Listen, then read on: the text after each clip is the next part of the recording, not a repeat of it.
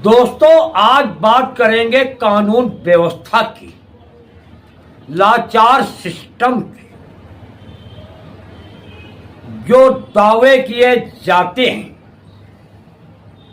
उन दावे की हकीकत क्या है, और बात करेंगे दिव्यांगों की। जो सरकार दिव्यांगों के बारे में अनेक प्रकार की बात करती है, उनकी सुविधाओं के बारे में, पेंशन के बारे में और उनकी नौकरियों के बारे में बात करेंगे। व्यापारियों की, जो सरकार कहती है व्यापारियों की सारी समस्याएं हम खत्म करने की कोशिश कर रहे हैं, व्यापारी खुशहाल हैं। आज बात उसकी भी करेंगे। दोस्तों, बात करेंगे क्राइम की। क्रिमिनल के हौसले कितने बुलंद हैं, बात आज उसकी भी करेंगे और आपको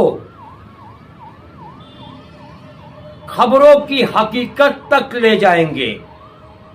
दोस्तों, एजीटीवी लाइव जिस तरह आप देखते हैं, सरकार की लगातार, शासन प्रशासन की दोनों की पोल पट्टी खोलता रहता है, हकीकत आप तक पहुंचाता रहता है। दोस्तों, आज फिर शासन प्रशासन की पोल पट्टी फिर खोलने जा रहा हूं। दोस्तों, जिस तरह से दावे किए जाते हैं डबल इंजन सरकार में, कितने दावे उनके सही हैं या कितने दावे हवा हवाई।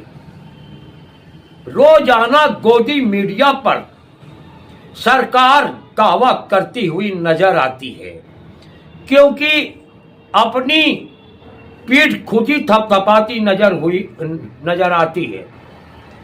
क्योंकि जनता क्या कहती है, उनसे उनका कोई सरोकार नहीं है।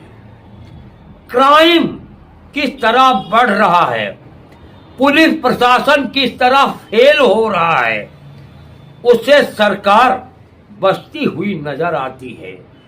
और जब जब इलेक्शन आता है, नई नई घोषणाएं चालू हो जाती हैं। जिस तरह से अभी आपने देखा था, मोहन भागवत ने क्या कहा था, राम मंदिर बनने के बाद आजादी मिली। ऐसे कंगना रनौत ने भी कहा था 2014 के बाद से आजादी मिली। दोस्तों, ऐसे तो इनके विचार हैं, क्योंकि जो आजादी के लिए कुर्बानी दिए, अपनी जान गंवा दिए, परिवार की नहीं चिंता की, अपने सगे संबंधियों को नहीं चिंता की, देश के नाम, देश की आजादी के नाम उन्होंने अपनी प्राणों की आहुति दे दी, बलिदान दे दिया। दोस्तों, जिस तरह से आज संविधान के तहत हर नागरिक सुविधा लेता और बोलने की आजादी है, इसी से शासन चलता है, प्रशासन चलता है। दोस्तों, इसका मतलब मोहन भागवत ने जो बयान दिया, जिस तरह राहुल गांधी ने कहा, ये संविधान का अपमान है।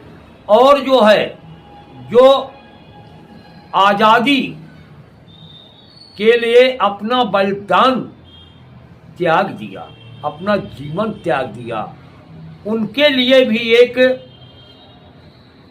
इनकी सोच मोहन भागवत जी की एक घटिया है। दोस्तों आइए अब आपको खबरों की ओर ले चलते हैं। किस तरह से पुलिस प्रशासन बिल्कुल लाचार नजर आता है। दोस्तों उत्तर प्रदेश डबल इंजन सरकार की आज मैं बात करने जा रहा हूं। उत्तर प्रदेश स्टेट की, जहां महाकुंभ के बड़े बड़े दावे किए जाते हैं, लेकिन उसी स्टेट में कितना क्राइम, करप्शन, भ्रष्टाचार सब कुछ भरा हुआ है।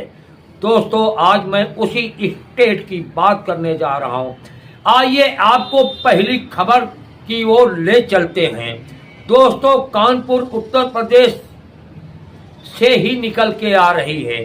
जो रुस्तम खान लगातार मेहनत करते हैं, उनके द्वारा 3 खबरें निकाल के लाई गई है। दोस्तों देखिए, अब मैं आपको स्टोरी की ओर ले चलता हूं, खबर की ओर ले चलता हूं।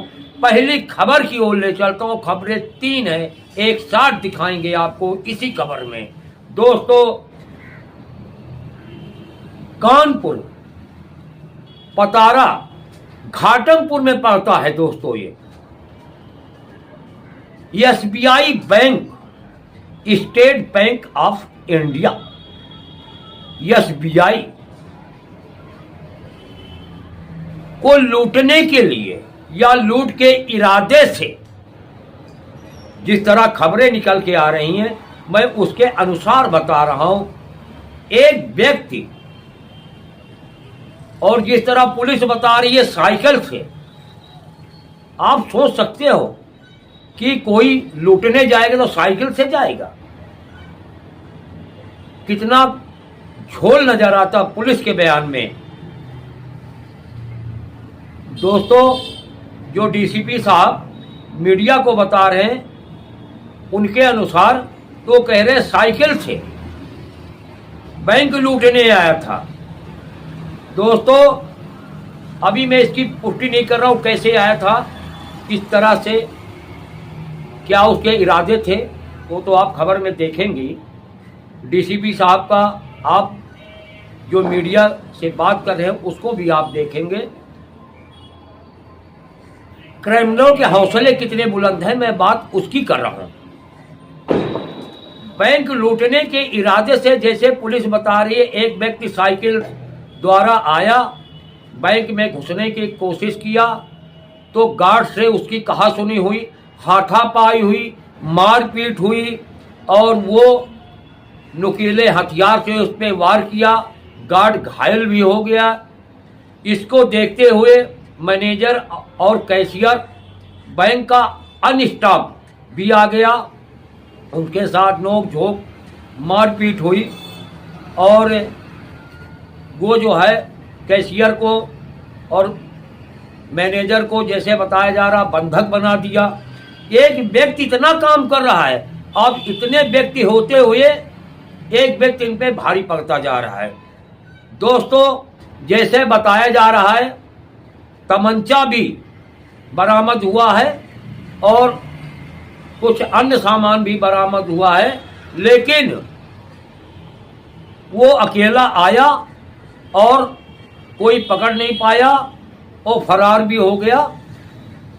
पुलिस को सूचना दी गई, पुलिस आई और देखा। अब इसकी छानबीन में पुलिस लगी हुई है। देखिए मामले का खुलासा कब पुलिस कर पाती है या नहीं कर पाती है, केस में कितनी ढिलाई बरती जाती है, ये तो आने वाला समय बताएगा। दोस्तों जो मीडिया को बाइट दिए डीसीपी आशुतोष श्रीवास्तव जी ने बाइट दिया है, जो कानपुर साउथ के डीसीपी हैं, जो आप इस खबर में देखेंगे। दोस्तों अब आइए आपको दूसरी खबर की ओर भी ले चलते हैं। जो मैंने दिव्यांगों की बात किया था अभी पीछे इसी खबर में। दोस्तों सरकार बड़े बड़े दावे करती है नौकरियों की, लोगों की सुविधाओं की, लेकिन वहीं पे दिव्यांग कितने परेशान हैं। अपनी पेंशन बढ़वाने की ही बात कर रहे हैं। जो एग्जाम दिया था दिव्यांगों की बहन और भाइयों ने, अब तक उनका कोई अता पता नहीं है। उनका आरोप है कहीं हमारी नौकरी तो किसी और को नहीं बेच दिया, यहां तक आरोप लगा रहे हैं दिव्यांग लोग। और कल जो है सरसैया घाट, भैरव घाट, गंगा किनारे जल समाधि लेने जा रहे थे या लिया, पुलिस ने बड़े मकस यानी मेहनत किया। उसके बाद जो है उनको किसी तरह से समझा बुझा के उस पानी से निकाला। बस आजकल इतना ठंडा है, इतना ठंडा पानी है, वैसे भी ठंडी का मौसम है, जब पानी में आदमी पैर रखता तो उसे करंट जैसे लगती है। लेकिन मजबूरी ऐसी है कि इंसान को मजबूर कर रही है। इस सरकार के रवैये से, इसके विरोध में हजारों हजार की तादाद में दिव्यांग भाई बहन, बुजुर्ग, नौजवान, बच्चे शिक्षा, रोजगार, नौकरी, अनेक मांग को लेकर के कल जो है मजबूरी में आके ठंड के मौसम में उनको पानी में उतरना पड़ा और जो है उनको प्रदर्शन करना पड़ा। दोस्तों, इससे पहले लखनऊ में 13 महीने तक इको गार्डन में धरना, प्रदर्शन, अनशन चलता रहा, लेकिन सरकार के कान पर जूं तक नहीं रेखी। और इसी को देखते हुए इन्होंने जल समाधि लेने की कोशिश किया। दोस्तों, मीडिया को बाइट देते हुए जो जिला अध्यक्ष है, दिव्यांग पार्टी है, दोस्तों ये भी आपको बताता चलूं मैं, आनंद तिवारी ने मीडिया को जो बताया आप इस खबर में वो भी देखेंगे, सुनेंगे। और वहीं पे एसीपी आशुतोष जी जो कोतवाली के इलाके से हैं, एसीपी साहब, वो भी मीडिया को बाइट दिया है, वो भी आप देखेंगे। दोस्तों, अब आइए आपको तीसरी खबर की ओर भी ले चलते हैं। जिस तरह से सरकार का रवैया है व्यापारियों के प्रति, व्यापारी भी खुश नहीं है।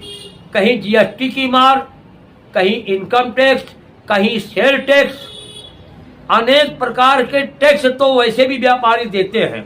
टैक्सों के बल पे आज सरकार मजे ले रही है। आम आदमी भी टैक्स देता है, कोई भी चीज खरीदता है, जैसे एक माची से खरीद दिया कोई भी चीज, यानी कि हर नागरिक भारत का टैक्स देता है। लेकिन वहीं पे सरकार इस टैक्स के पैसे से मजे लेती है और पूंजीपतियों के लिए काम करती है। दोस्तों, आइए उन व्यापारियों की भी बात कर लेते हैं। दोस्तों, आज दोस्तों जिस तरह से भारत माता प्रतिमा स्थल पर हजारों हजार की तादाद में व्यापारी, कारोबारी, व्यापारियों के नेता इकट्ठा हुए और उन्होंने सरकार पे अनेक प्रकार के आरोप लगाया कि हम सुरक्षित नहीं हैं, जो सरकारी टीम हमें परेशान करती है, हम काम नहीं कर पाते और हमको परेशान किया जाता है। उन्होंने प्रधानमंत्री के नाम और वित्त मंत्री के नाम ज्ञापन दिया और सभी ने अपनी समस्याएं बताई। जो उनके व्यापारी नेता हैं उन्होंने मीडिया को भी बाइट दिया। दोस्तों, योगेश मिश्रा, ज्ञानेश मिश्रा जो व्यापारी नेता हैं, वो मीडिया को बाइट दिया। दोस्तों, इस खबर में आप देखेंगे दोस्तों किस तरह से राम राज में गुंडा राज बनता जा रहा है, अधिकारियों की तानाशाही बढ़ती जा रही है। और न महिला सुरक्षित है, न बच्चे सुरक्षित है, न नौजवान सुरक्षित है, न बुजुर्ग सुरक्षित है। कई बार एग्जाम देने के बाद पेपर लीक होता है, जहां नौकरियों के दावे किए जाते हैं, वहां किस तरह लोग बेरोजगार पे बेरोजगार लगातार जाते रहते। क्राइम लगातार बढ़ता जा रहा है दोस्तों। इसी के साथ देखिए कानपुर से चीफ ब्यूरो रुस्तम खान की एक रिपोर्ट।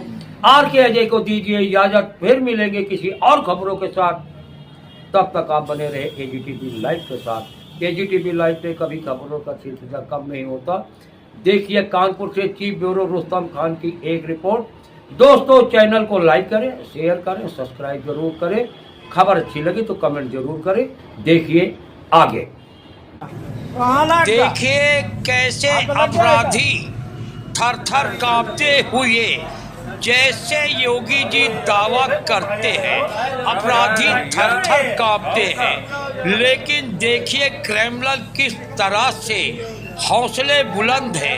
बैंक लूटने के इरादे से गया और बैंक में घुसने की कोशिश किया, लेकिन गार्ड और मैनेजर, कैशियर तथा बैंक के अन्य स्टाफ की हिम्मत के वजह से अपराधियों को भागना पड़ा। और जैसे बताया जा रहा है तमंचे तथा अन्य हथियार बरामद हुए। वहीं देखिए डीसीपी साहब क्या कहते हैं मीडिया को। अपराधियों के हौसले किस तरह बुलंद हैं। सरकार कहती है योगी सरकार, डबल इंजन की सरकार, अपराधी थर थर कांपते हैं। अपराधियों की क्या हिम्मत, क्रिमिनलों की क्या हिम्मत कि जो है वो अपराध को अंजाम दे सके।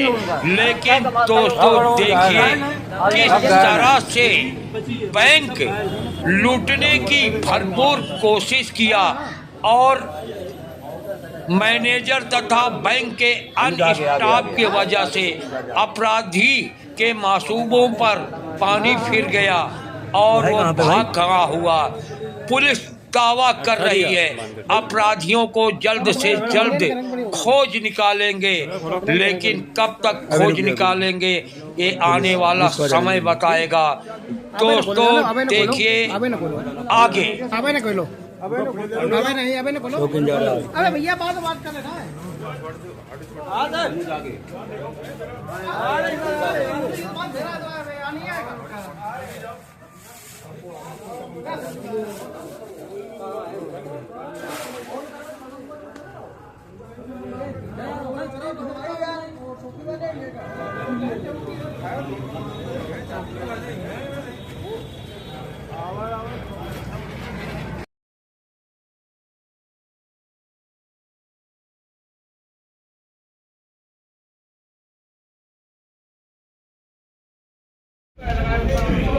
हेलो मैम, बता रहा है SBI में आ जाइए।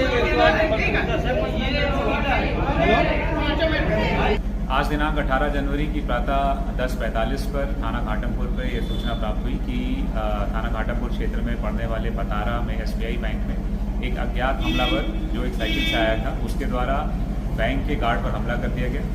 बैंक के गार्ड से जब उसकी गुत्थम गुत्था हो रही थी, उस समय बैंक के 2 अन्य कर्मचारियों के द्वारा उसकी मदद के लिए आया गया और अज्ञात हमलावर पर आत्मरक्षार्थ कुछ प्रहार किए गए। इस पूरी लड़ाई में जो अज्ञात हमलावर है वो भी चोटिल हो गया और जो 3 बैंककर्मी हैं वो चोटिल हो गए। इस सूचना पर तुरंत तत्काल पुलिस मौके पर पहुंची। जब पुलिस मौके पर पहुंची तो अज्ञात हमलावर मूर्छित हो रखा था और बैंककर्मी उपस्थित थे। समस्त घायलों को तत्काल प्राथमिक सुरक्षा देने के लिए यहाँ से भेजा गया, CSC भेजा गया, जहाँ से जो अज्ञात हमलावर है उसको जिला चिकित्सालय के लिए भेज दिया गया है। जो प्रथम दृष्टया यह समझ में आया है कि हमलावर अज्ञात है और अकेले आया था और साइकिल पर आया था। उसके पास से एक 315 बोर का कट्टा बरामद हुआ है जो बहुत पुराना है, जिसमें कोई कारतूस नहीं है। साथ में एक चाकू और 2 सर्जिकल नाइफ हैं जिनकी मदद से उसने बैंक कर्मियों पर हमला किया, उसके बैंक में आने का क्या उद्देश्य था ये अभी निश्चित नहीं हो पाया है।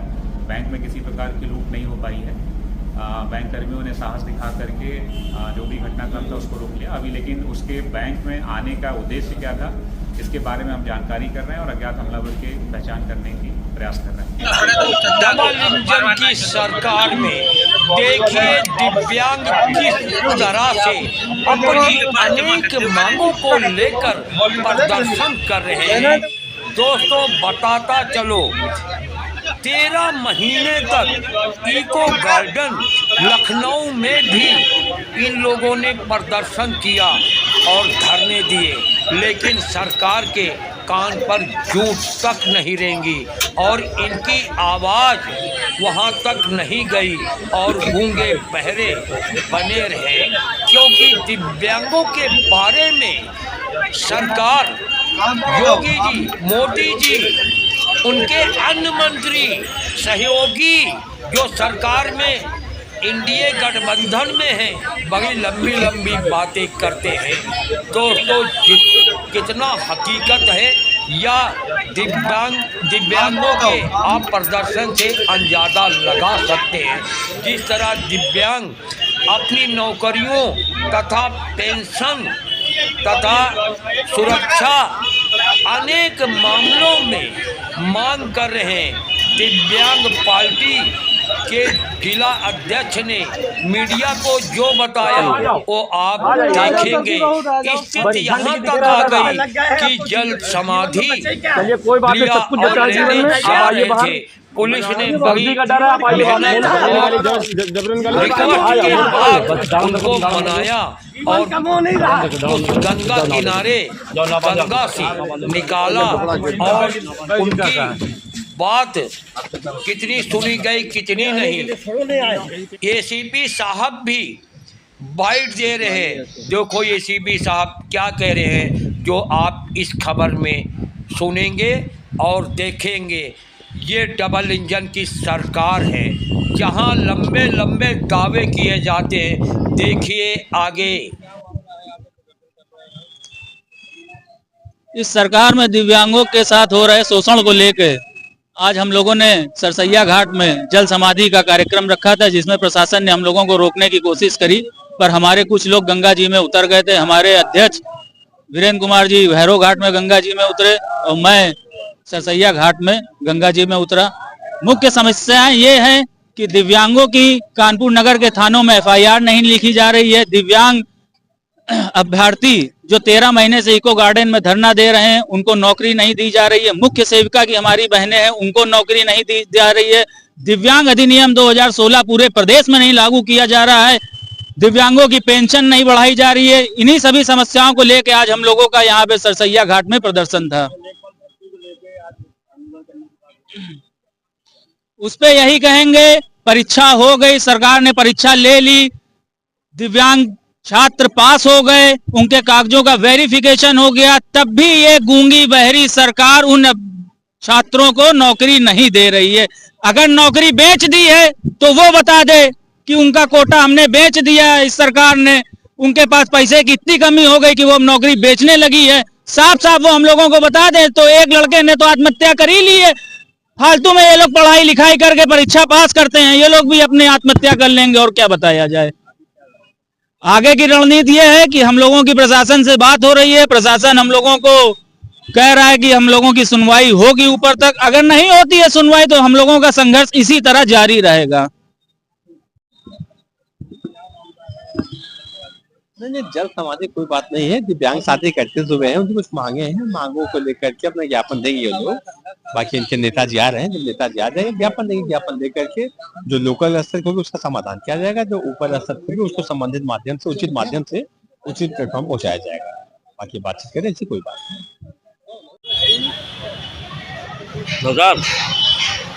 वीडियो है कुछ इसको ढूंढो। वीरेंद्र नहीं है यार।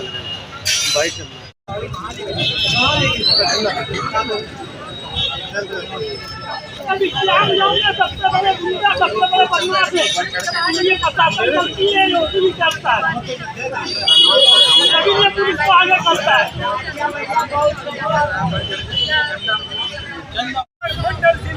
दोस्तों, जो आप देख रहे हैं धरने पे बैठे हुए ये व्यापारी हैं और जो लंबे लंबे टैक्स देते हैं बहुत ज्यादा मात्रा में, जिससे देश का विकास होता है।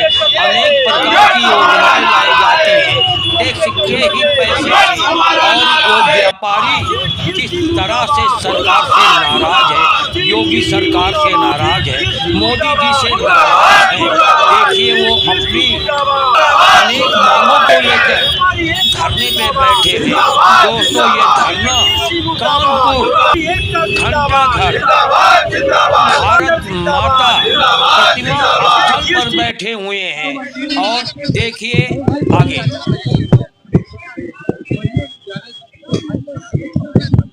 देखिए, देश में 1 जुलाई 2017 को देश में जीएसटी आया था। उससे पहले 150 देशों में लागू था। जो व्यवस्था वहां पर थी उन देशों में, उसी व्यवस्था को यहाँ लागू करने का प्रयास किया गया, लागू किया गया। उस समय उत्तर प्रदेश में हर एंट्री पर चौकियां हुआ करती थी, वो चौकियां समाप्त कर दी गई उसी नियमावली के तहत। उसके बावजूद आज वर्तमान में कानपुर की पहचान, कानपुर की शान और सैकड़ों लाखों लोगों को रोजगार देने वाला पान मसाला उद्योग को समाप्त करने का प्रयास किया जा रहा है। 24 घंटे स्टेट जीएसटी ने वहां निगरानी बिठा दी है, 12-12 घंटे की शिफ्ट करके एक एक बिल की स्कैनिंग हो रही है, ई-वे बिल की स्कैनिंग हो रही है। ये लगातार पान मसाला उद्योग को यहां से पलायन करने के लिए एक साजिश है, हमारा मानना है। हम लोग उसी के विरोध में यहां पर बैठे हो। इसी तरह लोहा उद्योग के बाहर भी, लोहा के बाहर भी बिठाया गया है। ये किसी भी हाल में मंजूर नहीं कि हमारे सामने किसी को बिठा दिया जाए और कहा जाए आप एग्जाम दो, तो एग्जाम बच्चा दे नहीं पाएगा। इसका हम विरोध कर रहे हैं। आज उसी विरोध में यहाँ भारत माता प्रतिमा स्थल पर, जो कानपुर की हृदय स्थली है, थोक बाजारों का ये गढ़ है, यहाँ पर बैठ करके विरोध करते हुए हम ज्ञापन प्रधानमंत्री जी को, वित्त मंत्री जी को और माननीय मुख्यमंत्री जी को मेल के माध्यम से भेजकर पुरानी व्यवस्था बहाल करने की मांग करेंगे। इसको जो वर्तमान में व्यवस्था चल रही है इसको हटाने की मांग करेंगे।